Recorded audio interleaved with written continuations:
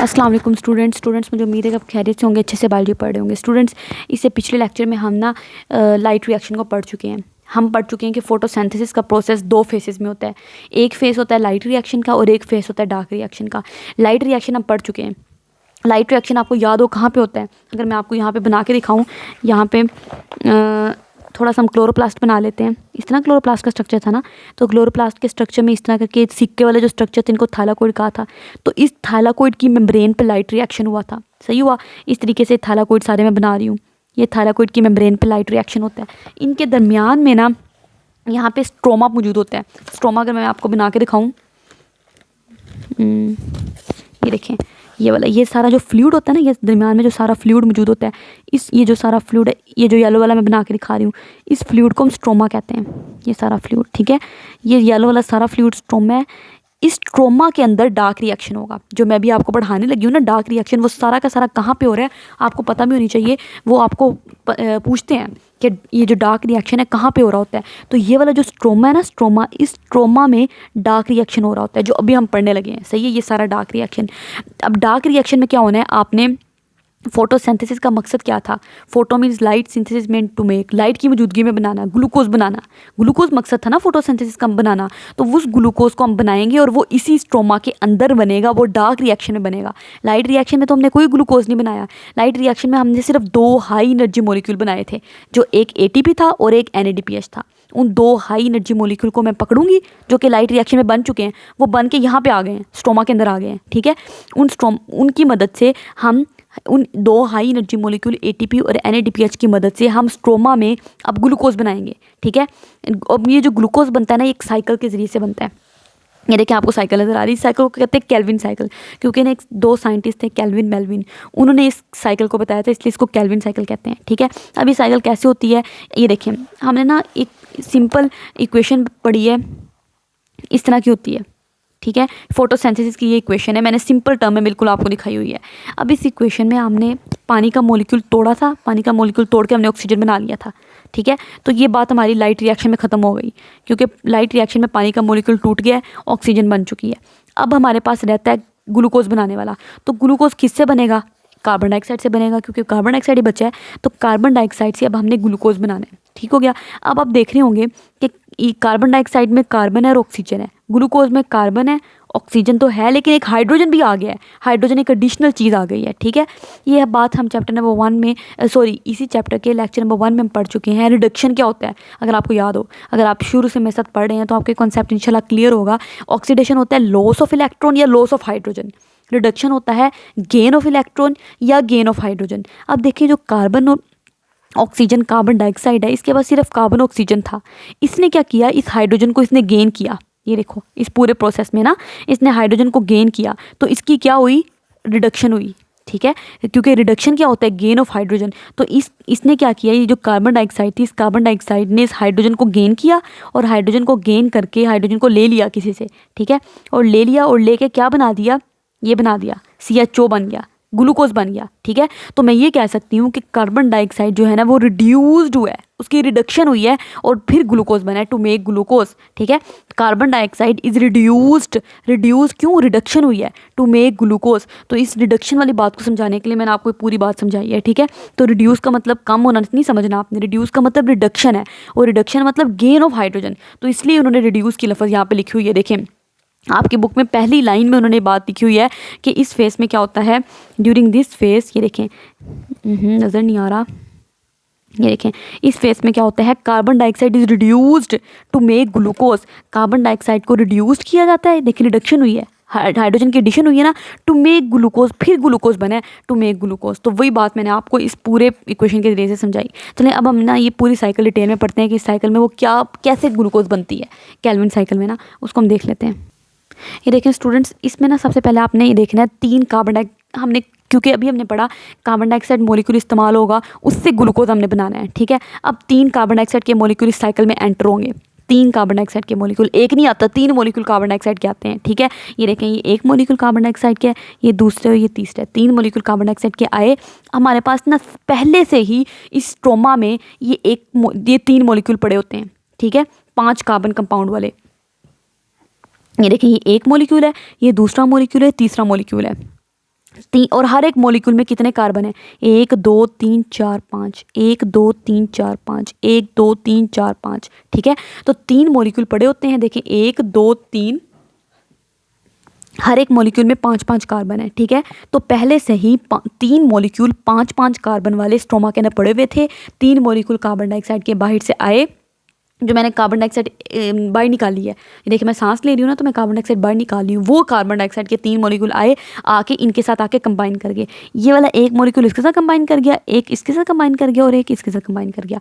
जब 5 के साथ एक मॉलिक्यूल और कार्बन वाला ऐड हो जाएगा तो फिर क्या बन जाएंगे? 6 मॉलिक्यूल बन जाएंगे ना कार्बन के। इसी तरीके से पहले 5 तो पहले ही कार्बन के मॉलिक्यूल थे, एक और आके ऐड हो गया तो ये 6 बन जाएंगे। इसी तरीके से भी 5 पहले ही थे, एक और आके ऐड हो गए तो 6 बन गए। तो अब हमारे पास नतीजे में 3 मॉलिक्यूल बनेंगे 6-6 कार्बन वाले। अब इनके पास 6-6 कार्बन है, 1 2 3 4 5 6, 1 2 3 4 5 6, 1 2 3 4 5 6। ठीक हो गया, तो वही वो कह रहा है पहले 3 मॉलिक्यूल पड़े हुए थे 5 कार्बन कंपाउंड वाले, 3 मॉलिक्यूल थे 5 कार्बन कंपाउंड वाले। अब जब 3 मॉलिक्यूल कार्बन डाइऑक्साइड के आके इसके साथ ऐड हुए तो अब हमारे पास क्या बना? अब हमारे पास 3 मॉलिक्यूल बने, लेकिन अब वो 6-6 कार्बन वाले हैं। सही हो गया, ठीक हो गया। अब क्या होता है, ये जो 6 कार्बन कंपाउंड होता है ना, ये 6 कार्बन कंपाउंड के 3 मॉलिक्यूल, ये बड़े अनस्टेबल होते हैं। 6 कार्बन कंपाउंड बड़ा अनस्टेबल है, इस तरह करके ना, ये बहुत अनस्टेबल है। तो ये फ़ौरन ऐसे करके दरम्यान से टूट जाएगा। जब ये दरम्यान से टूट जाएगा ना, ये बहुत अनस्टेबल होता है, तो टूट जाता है। देखें टूट के ना, ये दोनों से टूट गया, ये टूट गया, तो ये टूट गया। अब हमारे पास टोटल 6 मॉलिक्यूल बन गए हैं, 1 2 3 4 5 6, 6 मॉलिक्यूल, और हर मॉलिक्यूल में 3-3 कार्बन है। ये देखें वही उन्होंने लिखा हुआ है, 6 मॉलिक्यूल बन गए 3 कार्बन कंपाउंड वाले। 1 2 3 4 5 6, 6 मॉलिक्यूल्स हैं, और हर मॉलिक्यूल के अंदर कितने कार्बन है? 1 carbon, 2 carbon, 3 carbon, 1 carbon, 2 carbon, 3 carbon. ठीक है, तो ये 6 मॉलिक्यूल 3 कार्बन कंपाउंड वाले बन गए। फिर क्या होता है हमारे पास? अच्छा, अब हमारे पास ना वही वाले ATP NADPH जो हमने लाइट रिएक्शन में पीछे बनाए थे ना, ये देखिए ये NADPH बनाया और ये ATP बनाया है। उन दोनों ने जो कि पहले ये स्ट्रोमा था, ये थोड़ी थाइलाकोइड था, थाइलाकोइड की मेम्ब्रेन पे जो ATP NADPH बने थे ना, थाइलाकोइड की मेम्ब्रेन पे, वो स्ट्रोमा में आ चुके हैं। वही ATP और NADPH मॉलिक्यूल अब यहाँ पे इस्तेमाल होंगे। ठीक है, उनको बनाने का मकसद ये था ताकि हम इस स्टेप में उनको इस्तेमाल कर सकें। ठीक है, ATP और NADPH मॉलिक्यूल को हम इस्तेमाल करेंगे। इस्तेमाल करके अब उन्हीं 6 मॉलिक्यूल्स को जो 3 कार्बन कंपाउंड वाले थे, उनको 3 कार्बन कार्बोहाइड्रेट में बदल दिया जाएगा। सही है, ये देखें कलर भी बदल गया। पहले ये ब्लू कलर के थे, अभी ग्रीन कलर के हो गए हैं, क्योंकि अभी कंपाउंड नहीं रहे, अभी कार्बोहाइड्रेट बन गए हैं। 6 मॉलिक्यूल ही देखें, 1 2 3 4 5 6, 6 मॉलिक्यूल ही हैं, लेकिन है ना वो 3 कार्बन कंपाउंड नहीं रहे, बल्कि वो 3 कार्बन कार्बोहाइड्रेट बन चुके हैं। सही हो गया, वो कैसे हुआ? ATP और NADPH के ऐड होने से। ठीक, अब इनमें से क्या होगा? 6 मॉलिक्यूल है, इनमें से एक जो 3 कार्बन वाला मॉलिक्यूल है, इसको बाहर निकाल दिया जाएगा। तुम बाहर निकल जाओ भाई, तुम्हारी ज़रूरत नहीं है, बस निकल जाओ यहाँ से। ठीक है, तो अब जो हमारे पास बाकी बचेंगे, वो हमारे पास कितने मॉलिक्यूल बच जाएंगे? बाकी 5 मॉलिक्यूल बच जाएंगे। देखें 1 2 3 4 5, तो वही उन्होंने 5 मॉलिक्यूल दिखाए हुए हैं। ठीक है, टोटल 6 मॉलिक्यूल्स थे, 3-3 कार्बन कार्बोहाइड्रेट वाले। पहले 3 कार्बन कंपाउंड थे, इनमें ATP NADPH ऐड हुआ, तो ये 3 कार्बन कंपाउंड नहीं रहे, बल्कि 3 कार्बन कार्बोहाइड्रेट बन गए। लेकिन है 6 मॉलिक्यूल्स ही। इन 6 मॉलिक्यूल में से एक मॉलिक्यूल को निकाल दिया गया बाहर। निकल जाओ, तो लो तुम बाहर। ये बाहर निकल गया। देखें जब ये बाहर निकल जाएगा ना, इसी तरीके से ये बाहर निकल गया। इसी तरीके से एक बार और साइकिल चलेगी, एक बार और साइकिल चलने से फिर ये 3 कार्बन वाला बाहर निकलेगा। तो जब 2 बार साइकिल चली ना, पहली बार साइकिल चलने में हमने 3 कार्बन वाला बाहर निकाल दिया मॉलिक्यूल, अगली बार साइकिल चली फिर 3 कार्बन मॉलिक्यूल बाहर निकलेगा, तो फिर ये जो 2-3 कार्बन वाले मॉलिक्यूल होंगे ना, ये आपस में मिलके ग्लूकोज बना देंगे। क्यों? क्योंकि ग्लूकोज में तो 6 कार्बन होने चाहिए, क्योंकि ग्लूकोज का तो फॉर्मूला ये है ना, C6H12O6, 6 कार्बन। तो 6 कार्बन कैसे होंगे? 3 मॉलिक्यूल पहले हमने बाहर निकाल दिए थे, एक अगली बार साइकिल चलेगी, फिर 3 मॉलिक्यूल हम बाहर निकाल देंगे। ये देखें अगली बार साइकिल में, तो इन 3 मॉलिक्यूल 6 मिलके 6 ग्लूकोज बना देंगे। तो इस तरीके से ग्लूकोज बनता है। अब जब 3 मॉलिक्यूल बाहर निकल चुके हैं, टोटल बाकी पीछे 5 मॉलिक्यूल बचे, तो वो जो 5 मॉलिक्यूल है ना 3 कार्बन कंपाउंड वाले, वो बाकी बच गए। उन्होंने क्या करना है? अब देखो इनमें टोटल कार्बन एटम कितने हैं? 3 3 3 6, 3 3 3 4 12 3 5 15, तो टोटल 15 कार्बन है। सही है ये। अब इन्होंने क्या करना है? बस थोड़ा सा अपने आप को रीअरेंज करना है। इस प्रोसेस में दोबारा ATP इस्तेमाल होगी। ये जो ATP यहाँ पे हमने बनाई थी ना, वो दोबारा इस प्रोसेस में इस्तेमाल होती है। इन्होंने यहाँ पे लिखी नहीं हुई, लेकिन इन्होंने ना यहाँ पे थ्योरी में ये बात लिखी हुई है, मैं आपको दिखाऊंगी। देखें ये, इसलिए मैंने यहाँ पे ATP डाल दी है। तो ATP इस प्रोसेस में दोबारा इस्तेमाल होगी। अब क्या होगा? वो जो 5 मॉलिक्यूल थे, 1 2 3 4 5 मॉलिक्यूल है ना, 3 3 कार्बन वाले, उन्होंने बस अपने आप को थोड़ा रीअरेंज किया। ठीक है। जिस तरह आपके पास पजल होगी, आप रीअरेंज करते रहते हो चीज़ों को, इस तरीके से इन्होंने अपने आप को थोड़ा सा रीअरेंज किया, ठीक है। रीअरेंज करके अब इन्होंने 3 मॉलिक्यूल बना दिए, लेकिन अब हर मॉलिक्यूल में 5-5 कार्बन है। पहले हर मॉलिक्यूल में 3-3 कार्बन थे, अब हर मॉलिक्यूल में 5-5 कार्बन है। देखिए हर मॉलिक्यूल में 5-5 कार्बन है, ठीक है। लेकिन नंबर ऑफ कार्बन एटम ठीक है, सेम है। यहाँ पे भी 15 कार्बन एटम थे टोटल। देखें 3 3 2 6 3 3 9 3 4 12 3 5 15, यहाँ पे भी 15 ही है। 5 5 2 10 5 3 15, तो number of carbon atom same रह रहे हैं, बस रीअरेंज थोड़ा वो अपने आप को उन्होंने कर लिया। और दोबारा उन्होंने ये देखें, ये वही वाले 3 मॉलिक्यूल 5-5 कार्बन वाले बन गए जो पहले से इस स्ट्रोमा के अंदर मौजूद थे। सही हो गया, तो दोबारा वो रीजनरेट हो गए हैं। तो इसी तरीके से अगला साइकिल मजीद होगा, फिर मजीद 3 कार्बन डाइऑक्साइड के मॉलिक्यूल आके उन्हीं के साथ कंबाइन करेंगे, फिर मजीद ये साइकिल चलेगी, ग्लूकोज का मॉलिक्यूल निकल के बाहर निकल जाएगा। इस तरीके से साइकिल चलती रहती, ग्लूकोज का मॉलिक्यूल बनता रहता है। ठीक हो गया, ये हमारे पास डार्क रिएक्शन है, क्योंकि इनको डायरेक्टली लाइट की ज़रूरत नहीं है। आपने देखा कि लाइट इस्तेमाल हो रही है? नहीं ना, लाइट रिएक्शन में डायरेक्टली लाइट इस्तेमाल हो रही थी, देखें, इसलिए इनको हमने लाइट रिएक्शन कहा था। यहाँ पे कोई लाइट इस्तेमाल नहीं हो रही, इसलिए हम इनको डार्क रिएक्शन कहते हैं। अब हम इनको बुक से पढ़ लेते हैं, बुक वालों ने क्या लिखा है, क्या उन्होंने भी यही बात की है।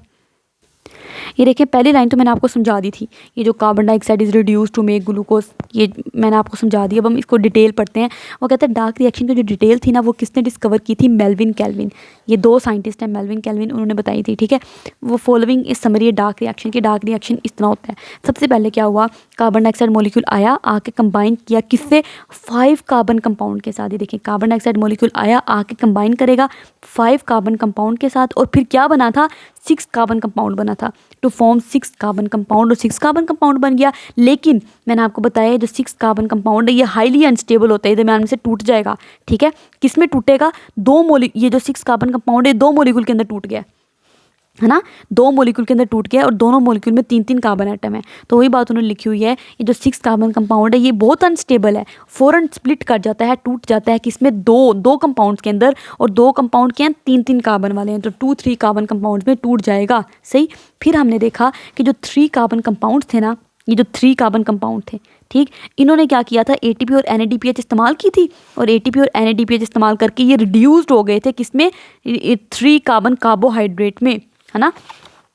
वही उन्होंने बात की है कि ये जो 3 कार्बन कंपाउंड है इन्होंने क्या करना है? रिड्यूस हो जाना है। रिड्यूस का मतलब क्या होता है? Addition of hydrogen. तो ये NADPH जो है ना, इससे हाइड्रोजन ले ली जाएगी। हाइड्रोजन लेके इन्होंने ये जो 3 कार्बन कंपाउंड है इन्होंने अपने अंदर उस हाइड्रोजन को ऐड कर लेना है, तभी इसको कहा है रिडक्शन हो गई है। ठीक है, NADPH से क्या किया? हाइड्रोजन ले ली, खींच ली हाइड्रोजन, और खुद जब हाइड्रोजन गेन कर ली तो गेन ऑफ हाइड्रोजन रिडक्शन होती है, तो इसको हमने कह दिया 3 कार्बन कंपाउंड रिड्यूस हो जाते हैं 3 कार्बन कार्बोहाइड्रेट में। NADP दोबारा वापस बच गया, दोबारा हम NADPH को भेज देंगे, जाओ भाई तुम दोबारा NADPH बन के आओ, अब हमें तुम्हारी ज़रूरत नहीं है, जब तुम NADPH बन के आओगे फिर हम तुम्हें लेंगे। सही हो गया। तो वही वो कह रहा है कि ये जो 3 कार्बन कंपाउंड रिड्यूस हो जाते हैं किसमें? 3 कार्बन कार्बोहाइड्रेट में। कैसे रिड्यूस हो जाते हैं?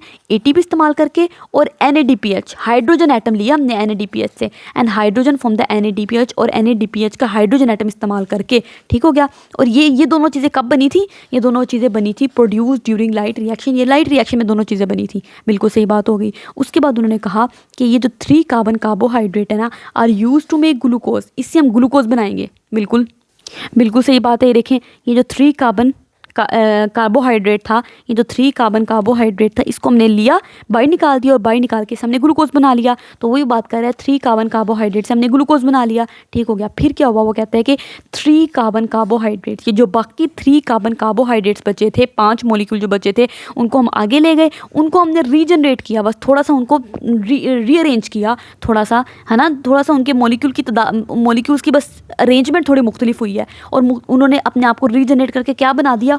Original 5 carbon compound. जो स्टार्ट में 5 कार्बन कंपाउंड पड़े हुए थे वो दोबारा बन गए उनसे। ठीक है, उनसे दोबारा बन गए। This step also utilises ATP। इस स्टेप में भी ATP इस्तेमाल होती है, वो ATP जो मैंने आपको पहले दिखा दी थी, इस स्टेप में भी ATP का इस्तेमाल होता है। वो ATP कहाँ से आई है? वो ATP यहीं से लाइट रिएक्शन से आई हुई है। ठीक हो गया। तो इस तरीके से डार्क रिएक्शन कंप्लीट होता है। इस स्टेप डार्क रिएक्शन का क्या मकसद था? ग्लूकोज बनाना। ये ग्लूकोज हमें बन गई, तो ये ग्लूकोज वो खाना है, ये ग्लूकोज, ठीक है, जिसको हम ले लेंगे और इसको हम मज़े मज़े से खाएंगे। ये पौधों ने हमारे लिए बना दिया है। ठीक हो गया। तो इस तरीके से हमने फोटोसिंथेसिस का प्रोसेस कंप्लीट कर लिया है। अगले लेक्चर में इंशाल्लाह हम फोटोसिंथेसिस का कुछ पार्ट बस थोड़ा सा रहता है कि जिसमें क्लोरोफिल का रोल आपने बताना है क्या होता है फोटोसिंथेसिस में, वो हम पढ़ेंगे। बल्कि इसी लेक्चर में कंप्लीट कर लेते हैं, अभी इतना लंबा लेक्चर नहीं हुआ। जी स्टूडेंट्स, इसमें हम पिगमेंट्स के बारे में पढ़ेंगे। देखें, ये जो क्लोरोप्लास्ट होता है ना, इसका ऐसा स्ट्रक्चर होता है, ये तो आपको पता ही है, ठीक है। क्लोरोप्लास्ट ग्रीन कलर का होता है, मुझे ग्रीन कलर का बनाना चाहिए, बट सॉरी मैंने गलती से ऑरेंज कलर का बना दिया, इसको ना ग्रीन कलर का होना चाहिए, ठीक है, क्योंकि होता ही ग्रीन है। सही है, ये क्लोरोप्लास्ट है। अब क्लोरोप्लास्ट के अंदर आपको पता है थाइलाकोइड होते हैं, ये जो सिक्के की तरह स्ट्रक्चर होते हैं, कॉइन लाइक स्ट्रक्चर होते हैं, जिनको थाइलाकोइड कहते हैं। ये जो थाइलाकोइड होते हैं ना, इसकी मेम्ब्रेन में मुख्तलिफ पिगमेंट्स लगे होते हैं, जिनको क्लोरोफिल, मुख्तलिफ पिगमेंट्स होते हैं, ठीक है। ये देखें, कुछ मैंने मुख्तलिफ तरह के पिगमेंट्स दिखाए हुए आपको। थाइलाकोइड की मेम्ब्रेन में मुख्तलिफ तरह के पिगमेंट्स लगे होते हैं।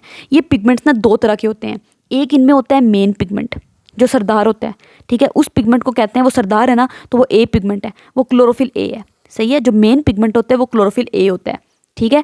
ये फॉर एग्जांपल आप समझ लें, कोई इनमें से, ये मान लो ये वाला मेन पिगमेंट है, क्लोरोफिल ए है, ठीक है। दूसरे हमारे पास ना यहीं पे पिगमेंट्स होते हैं, वो होते हैं असेसरी पिगमेंट्स।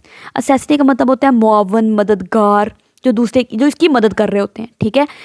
एक्चुअली मकसद ये होता है कि कुछ, क्योंकि सूरज की रोशनी के ऊपर पड़ रही है, तो इन्होंने क्या करना है, वो वेवलेंथ ऑफ लाइट जो क्लोरोफिल ए मॉलिक्यूल, जो मेन पिगमेंट है क्लोरोफिल ए, जो एब्जॉर्ब नहीं कर सकता, वो इन्होंने एब्जॉर्ब कर लेनी है। तो ये इनके नौकर हैं, असेस्टिव पिगमेंट्स जो है ना, वो इनके नौकर हैं क्लोरोफिल ए के।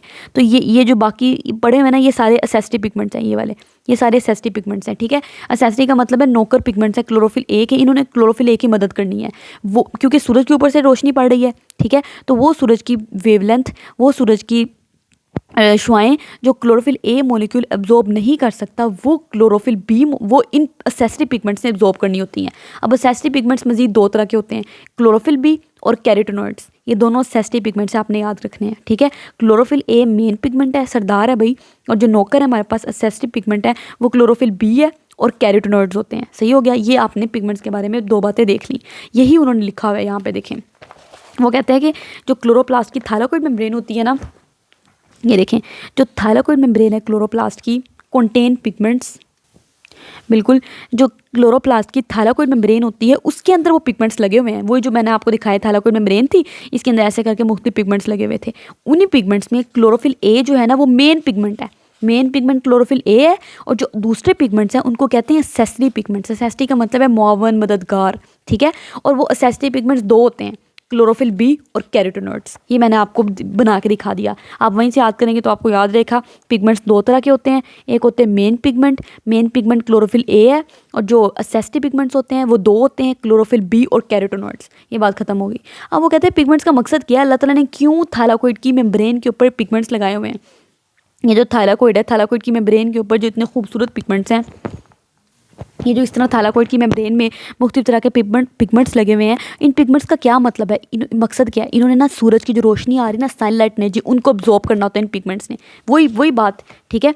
पिगमेंट्स ने क्या करना है, सनलाइट एनर्जी को अब्जॉर्ब करना है और उस एनर्जी को कन्वर्ट कर देना है किस में, केमिकल एनर्जी में, फॉर फोटोसिंथेसिस, ताकि फोटोसिंथेसिस का प्रोसेस चल सके। ये देखिए, लाइट रिएक्शन में जिस तरह हुआ था, लाइट रिएक्शन में जो क्लोरोफिल, ये क्लोरोफिल है पिगमेंट ही है ना, इस पिगमेंट ने लाइट एनर्जी को अब्जॉर्ब किया और उस लाइट एनर्जी को अब्जॉर्ब कर दिया केमिकल एनर्जी में। केमिकल एनर्जी एटीपी और NADPH, इसको केमिकल एनर्जी कह रहे हैं। जो और एटीपी और NADPH केमिकल एनर्जी में कन्वर्ट कर दिया, और इस केमिकल एनर्जी को मजीद हम इस्तेमाल करेंगे फोटोसिंथेसिस का प्रोसेस चलाने के लिए, क्योंकि ये दोनों बनेंगे तो आगे डार्क रिएक्शन होगा, ठीक है। क्योंकि डार्क रिएक्शन में दो मॉलिक्यूल इस्तेमाल होते हैं तभी तो ग्लूकोज बनता है, जैसे कि मैंने आपको डार्क रिएक्शन में डिटेल से पढ़ाया है। सही है, तो वो कह रहे हैं कि पिगमेंट्स ने क्या करना है, सूरज की रोशनी अब्जॉर्ब करनी है और उस लाइट एनर्जी को कन्वर्ट कर देना है केमिकल एनर्जी में, ATP और NADPH की, फॉर द फोटोसिंथेसिस, ताकि फोटोसिंथेसिस का प्रोसेस अच्छे से चल सके। ठीक हो गया। उसके बाद वो कह रहे हैं कि जितनी भी सूरज की रोशनी पत्ते के ऊपर गिर रही होती है ना, सिर्फ 1% एब्जॉर्ब की जाती है। बाकी जितनी भी रोशनी है ना, सिर्फ 1% एब्जॉर्ब होगी। बाकी जो 99% है ना, उसको बाकी वापस कर दिया जाएगा, वो पत्ता नहीं लेगा। ठीक है, फॉर एग्जाम्पल ये पत्ता है, ठीक है, इस पत्ते के ऊपर जितनी भी सूरज की रोशनी पड़ रही है ना ऊपर से, ये देखें, जितनी भी सूरज की रोशनी पड़ रही है, इस सूरज की रोशनी का सिर्फ और सिर्फ 1% जो है ना, वो सिर्फ इस पत्ते ने लेना है। बाकी जो 99% सूरज की रोशनी आ रही है ना, उसको वापस रिफ्लेक्ट कर दिया जाता है, वो वापस चली जाती है। वो पत्ते से आती है, टकराती है, लेकिन टकरा के वापस चली जाती है, या पत्ते में से वापस गुजर जाती है, ऐसे करके।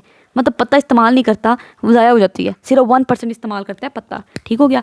ओनली, कितनी इंपॉर्टेंट बात है देखें, only about 1% of the light, जितनी लाइट सूरज की रोशनी गिर रही है सिर्फ उसका 1% जो है ना फॉलिंग ऑन द लीफ, जितनी भी पत्ते के ऊपर गिर रही है, इस सरफेस इज एब्जॉर्ब्ड, सिर्फ 1% को एब्जॉर्ब करता है, पत्ता इस्तेमाल करता है, एंड द रेस्ट और जो बाकी सारी की सारी जो 99% है ना उसको रिफ्लेक्ट कर दिया जाता है। देखें वो आई आके रिफ्लेक्ट बैक कर गई, रिफ्लेक्ट बैक का मतलब है आई सूरज की रोशनी आके टकरा के वापस चली गई, ये रिफ्लेक्ट बैक है, ठीक है। या वो ट्रांसमिटेड हो जाती है, ट्रांसमिट का मतलब है सूरज की रोशनी आती आके गुजर के वापस चली गई, मतलब पत्ते ने इस्तेमाल नहीं की, ठीक है। और ये दो इंपॉर्टेंट बातें, दो लाइट बी आर से आपने याद रखना है, बी आर, ठीक है, बी आर। ब्लू और जो रेड लाइट होती है ना कैरी आउट मोर फोटोसिंथेसिस। अब ये जो सारी लाइट्स पत्ते के ऊपर गिर रही हैं ना, क्योंकि ये जो लाइट्स होती है ना ये 7 डिफरेंट कलर्स होते हैं, जिस तरह के कभी बारिश हुई हो, बारिश के बाद आप रेनबो देखते निकली हुई, उस रेनबो में 7 कलर्स होते हैं, VIBGYOR, violet, indigo, blue, green, yellow, orange, red, ये 7 कलर होते हैं। तो उन 7 कलर में भी जो सूरज की रोशनी है उसमें 7 कलर हैं, ठीक है। तो वो जो 7 कलर में ब्लू और रेड लाइट है ना उन्होंने मैक्सिमम फोटोसिंथेसिस करनी है, बड़ी इंपॉर्टेंट बात है, ये आपने अच्छे से याद कर लेनी है, ठीक है। कौन सी लाइट, बी आर से याद रखें, बी से ब्लू, आर से रेड, तो ब्लू और रेड लाइट ने मैक्सिमम फोटोसिंथेसिस का प्रोसेस करना है, ठीक है। अब वही बात उन्होंने कही कि डिफरेंट पिगमेंट्स जो होते हैं वो different wavelength of light absorb करते हैं। मान लो ये वाला पिगमेंट है, देखें ये अल्लाह ताला ने कितने अच्छे तरीके से काम रखा हुआ है। इस पिगमेंट को कहा है कि तुमने ना तुमने ये वाली जो वेवलेंथ है ना उस एक खास तरह की वेवलेंथ उसको एब्जॉर्ब करना है। अब ये वाला जो पिगमेंट है ना वो ये वेवलेंथ एब्जॉर्ब नहीं कर सकता, तो उसको कहा है तुम दूसरी तरह की वेवलेंथ एब्जॉर्ब कर लो, ठीक है। इसका मकसद है तुम्हें तीसरी तरह की वेवलेंथ ऑफ लाइट एब्जॉर्ब करनी है, क्योंकि जो लाइट आती है ना उसकी मुख्तलिफ तरह की वेवलेंथ होती है। जैसा कि कोई लाइट होती है 619 नैनोमीटर वेवलेंथ की, कोई लाइट होती है 615 नैनोमीटर की, ठीक है, कोई लाइट होती है 614 नैनोमीटर वेवलेंथ की। वेवलेंथ क्या है, वो जो लाइट आ रही है ना उसकी जो लेंथ है, ठीक है। क्योंकि जो लाइट आती है, ये तो आपको समझ आ रही है ना, जो लाइट आती है वो वेव्स की सूरत में आती है इस तरह करके, ठीक है। तो इस वेव की एक लेंथ भी तो होगी ना, तो इसको वेवलेंथ कहते हैं। कोई इतनी वेवलेंथ की होगी, कोई इतनी वेवलेंथ की होगी, ठीक है, कोई इतनी वेवलेंथ की होगी, तो मुख्तलिफ वेवलेंथ की लाइट होती हैं। तो अगर ये पिगमेंट जो है ना, फॉर एग्जांपल ये वाला पिगमेंट इस वाली वेवलेंथ को अच्छे से एब्जॉर्ब कर रहा है, तो इस पिगमेंट ने इस वाली वेवलेंथ को अच्छे से एब्जॉर्ब करना है, इस पिगमेंट ने इस वाली वेवलेंथ को अच्छे से एब्जॉर्ब करना है, ठीक है। तो हर एक पिगमेंट का काम है कि डिफरेंट पिगमेंट्स जो हैं वो एब्जॉर्ब करते हैं डिफरेंट वेवलेंथ लाइट की। क्लोरोफिल ए जो होता है ना, जो मेन पिगमेंट है जिसकी हमने बात की थी, उसने भी क्या करना है, उसने ब्लू और रेड वेवलेंथ की जो लाइट होती है ना उसको मैक्सिमम एब्जॉर्ब करना है, ब्लू और रेड वेवलेंथ की। सही हो गया, ये बात आपने याद रखनी है। ये जो देखें मैंने आपको बताया 7 कलर्स की लाइट होती है, violet, indigo, blue, green, yellow, orange, red, ठीक है, ये 7 तरह की लाइट होती है। अब ये वॉयलेट जो लाइट है ना इसका डिफरेंट कलर है, क्यों, क्योंकि इसकी वेवलेंथ मुख्तलिफ है, इसकी वेवलेंथ हो सकता है इतनी हो। इंडिगो जो है ना इसका कलर मुख्तलिफ है, क्यों, क्योंकि इसकी वेवलेंथ हो सकता है इतनी है। ब्लू का कलर ब्लू क्यों है, ब्लू का रंग नीला क्यों है, क्योंकि इसकी वेवलेंथ हो सकता है इतनी है। तो हर एक की वेवलेंथ मुख्तलिफ होती है। सही हो गया, मुख्तलिफ वेवलेंथ की वजह से मुख्तलिफ कलर आ रहे होते हैं। तो ये जो क्लोरोफिल ए है ना, जो मेन पिगमेंट था हमारा सरदार था, उसने मैक्सिमम ब्लू और रेड लाइट को एब्जॉर्ब करना होता है, ब्लू और रेड लाइट की वेवलेंथ को। वो wavelength which are not absorb by chlorophyll A, जो क्लोरोफिल ए एब्जॉर्ब नहीं कर सकता, आर एब्जॉर्ब्ड बाय एसेसिटिव पिगमेंट्स। वो जो नोकर पिगमेंट्स हमने रखे हुए थे, 2 क्लोरोफिल ए, बी और कैरोटीनॉइड्स है ना हमारे एसेसिटिव पिगमेंट्स, उन्होंने एब्जॉर्ब कर लेनी है। उन्होंने कहना चलो क्लोरोफिल ए भाई तुमसे नहीं एब्जॉर्ब होती, हम तुम्हारी मदद कर देते हैं, कोई मसला नहीं है, ठीक है। तो वो कहते हैं कि when a pigment absorb light, जब एक पिगमेंट लाइट एब्जॉर्ब कर लेता है ना, रिएक्शन अकर इन इट, उस पिगमेंट में रिएक्शन होता है, एंड इलेक्ट्रॉन्स आर रिलीज्ड, और वो इलेक्ट्रॉन्स रिलीज हो जाते हैं। वही बात ये देखें, ये जो हमने लाइट रिएक्शन में पढ़ी है ना, वही बात को वो इधर कर रहा है कि जब एक पिगमेंट लाइट एनर्जी एब्जॉर्ब करता है उसके अंदर रिएक्शन होता है, और रिएक्शन होने के बाद electrons are released, electrons release हो जाते हैं। सही हुआ, वही बात है। देखें पिगमेंट ने जब एक लाइट एनर्जी एब्जॉर्ब की, रिएक्शन हुआ उसके अंदर, एंड इलेक्ट्रॉन्स आर रिलीज, और इलेक्ट्रॉन रिलीज हो गए। वो जो हाई एनर्जी इलेक्ट्रॉन थे ना बाद में, वो फिर इलेक्ट्रॉन ट्रांसपोर्ट चेन में से गुजरते हैं। वही बात जो हमने यहाँ पे की, वही हाई एनर्जी इलेक्ट्रॉन जो रिलीज हुए थे वो इलेक्ट्रॉन ट्रांसपोर्ट चेन में से गुजरेंगे, और उनकी एनर्जी को हम इस्तेमाल करके एटीपी बना लेंगे, ठीक है। एंड देयर एनर्जी, और उनकी एनर्जी को भी इस्तेमाल किया जाएगा for the formation of ATP बनाने के लिए, और दूसरा NADPH बनाने के लिए। और NADPH कैसे बना था, NADP की रिडक्शन करके बना था ना, NADP के अंदर हमने हाइड्रोजन की रिडक्शन करा दी थी, हाइड्रोजन को ऐड कर दिया था, तो NADPH बना था। तो वही जो बात जो हमने यहाँ पे पढ़ी, उन्होंने जनरल अल्फाज में यहाँ पे लिख दी है, जनरल अल्फाज में उन्होंने यहाँ पे लिख दी है। बात से कॉन्सेप्ट सेम है, बात सेम है, ठीक है। पिगमेंट्स की अब इन्होंने यहाँ पे डेफिनेशन लिख दी, पिगमेंट्स होते क्या हैं, ठीक है। पिगमेंट्स वो सब्सटेंसेस हैं जिन्होंने क्या करना है, ये वाले पिगमेंट जो बड़े खूबसूरत से हमने बनाए हुए हैं ना, ये पिगमेंट, ये पिगमेंट, ये पिगमेंट, ये जो थायलाकोइड की मेम्ब्रेन पे लगे हुए हैं मुख्तलिफ तरह के, इन पिगमेंट्स, ये पिगमेंट्स क्या हैं, ये सब्सटेंसेस हैं, ठीक है, सब्सटेंस ही है ना, देखें सब्सटेंसेस हैं, जिन्होंने क्या करना है, एब्जॉर्ब करना है किसको, विजिबल लाइट को एब्जॉर्ब करते हैं, जो लाइट, ठीक है। डिफरेंट पिगमेंट्स जो होते हैं वो डिफरेंट लाइट को एब्जॉर्ब करते हैं ऑफ द डिफरेंट वेवलेंथ का मतलब है डिफरेंट कलर, क्योंकि मैं आपको पहले बता चुकी हूँ ये जो वॉयलेट कलर होगा इसका डिफरेंट कलर क्यों है, क्योंकि इसकी डिफरेंट वेवलेंथ है। इंडिगो का कलर इंडिगो क्यों है, क्योंकि इसकी वेवलेंथ मुख्तलिफ है। इसकी वेवलेंथ हो सकता है 540 नैनोमीटर हो, इसकी हो सकता है 670 नैनोमीटर हो, इसकी मतलब कितनी भी वेवलेंथ हो सकती है, तो मुझे एक्जैक्टली भी याद नहीं है कितनी वेवलेंथ है, ठीक है। तो पिगमेंट्स क्या हैं, वो सब्सटेंसेस हैं जिन्होंने क्या करना है, लाइट को एब्जॉर्ब करना है। कौन सी लाइट को, विजिबल लाइट को, ठीक है। और दूसरा, डिफरेंट पिगमेंट्स एब्जॉर्ब करते हैं डिफरेंट वेवलेंथ की लाइट, लाइक इसने एक और तरह की वेवलेंथ की लाइट एब्जॉर्ब करनी है, इसने एक और तरह की वेवलेंथ की करनी है, वेवलेंथ मतलब कलर, इसने और कलर की करनी है, इसने और कलर की करनी है, इसने और कलर की, इसने और कलर की। इस तरीके से सारी जो लाइट पड़ती है ना, 1% लाइट एब्जॉर्ब तो 1% ही होनी है, वो बेस्ट तरीके से एब्जॉर्ब कर ली जाती है, ठीक है, ताकि 1% तो अच्छी से एब्जॉर्ब हो, बाकी नहीं हुई तो सही हो गया। अब अगले इंशाल्लाह अगले लेक्चर में हम सेलुलर रेस्पिरेशन को इसी तरीके से डिटेल में पढ़ेंगे। इंशाल्लाह उम्मीद है कि आपको फोटोसिंथेसिस का प्रोसेस अभी हम डिटेल में पढ़ा है वो अच्छे से समझ आ गया होगा। आप हमारे चैनल को काइंडली सब्सक्राइब कर दें, लाइक करें, अपने फ्रेंड के साथ शेयर करें। अल्लाह हाफिज़।